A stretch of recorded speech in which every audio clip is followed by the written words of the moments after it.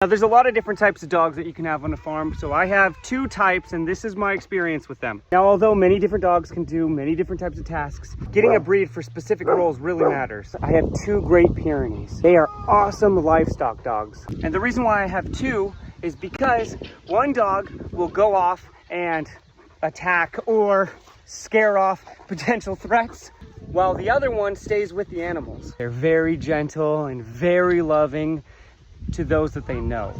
And they're very good guard dogs and very good with young children.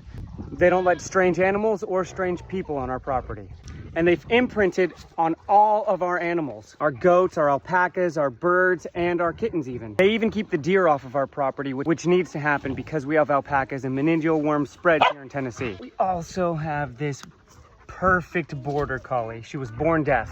And although we got her as a city dog with, I guess, potential of moving to the country, her natural behavior, because of her breed, has taken over. Her natural behavior to herd animals has fit in perfectly. She brings in our alpacas every night, along with our ducks, because ducks are very herd animals. So although some dogs can vary outside of their breed, in general, sticking to the breed will get you what you want. These are livestock guardian dogs that circle our fences and protect our animals. And she is a herding dog that herds our animals. Both didn't need to be taught. They know exactly what to do and they do their job really well.